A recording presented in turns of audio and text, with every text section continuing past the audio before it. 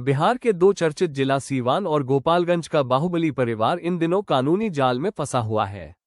सीवान के दिवंगत बाहुबली शहाबुद्दीन के बेटे ओसामा शहाब पर जमीन कब्जाने के आरोप लगे हैं, तो गोपालगंज के सतीश पांडे परिवार का भी कमोबेश यही हाल है। ओसामा शहाब को कोर्ट से राहत मिल गई है, लेकिन सतीश पांडे की मुश्किलें कम नहीं हुई हैं। हालांकि सतीश पांडे के भाई और कुचायकोट विधानसभा क्षेत्र से जनता दल यूनाइटेड के बाहुबली विधायक अमरेंद्र कुमार पांड्या उर्फ पप्पू पांड्या को अदालत से फिलहाल राहत है।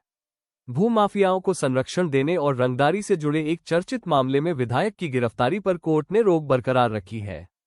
इस मामले की अगली सुनवाई अब आगामी 27 मई को मुकर्रर की गई है। हालांकि मामले के मुख्य आरोपी और विधायक के भाई सतीश पांडे तथा चार्टर्ड अकाउंटेंट राहुल तिवारी को अदालत से बड़ा झटका लगा है। कोर्ट ने दोनों की अग्रिम जमानत याचिका खारिज कर दी है। अग्रिम जमानत याचिका नामंजूर होने के बाद अब इन दोनों आरोपियों पर गिरफ्तारी की तलवार लटक गई है और पुलिस किसी भी वक्त उन्हें हिरासत में ले सकती है। ये पूरा विवाद कुचायकोट थाना क्षेत्र के बेलवा इलाके से जुड़ा हुआ है। आरोप है कि बेलवा में स्थित करीब 16 एकड़ की कीमती जमीन पर भूमाफियाओं द्वारा अवैध कब्जा करने का प्रयास किया गया।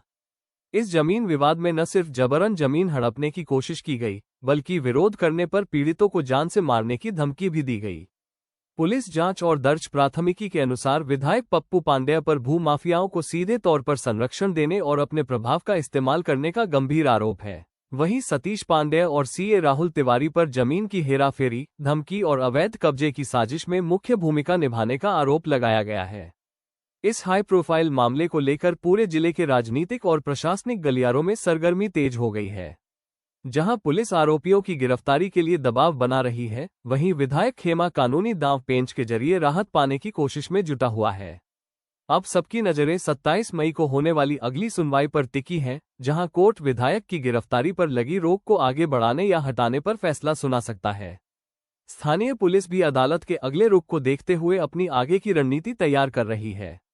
हाल ही में बिहार की पटना हाईकोर्ट ने पूर्व सांसद शहाबुद्दीन के पुत्र और सीवान के आरजेडी विधायक ओसामा शहाब को बड़ी राहत दी है।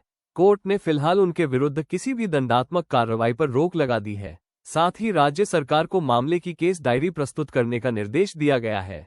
एफआईआर के अनुसार सूचक ने एक भूखंड खरीदा था और वहां मकान निर्माण का कार्य शुरू कराया था। आरोप है कि ओसामा शहाब ने फोन कर निर्माण कार्य बंद करने को कहा और ऐसा नहीं करने पर गंभीर परिणाम भुगतने की धमकी दी। शिकायतकर्ता ने आरोप लगाया कि निर्माण कार्य जारी रहने पर ओसामा 30 से 40 हथियारबंद लोगों के साथ वहां पहुंचे। वहां तोड़फोड़ की गई और काम कर रहे मजदूरों के साथ मारपीट भी की गई। इसी घटना के बाद पुलिस में प्राथमिकी दर्ज कराई गई।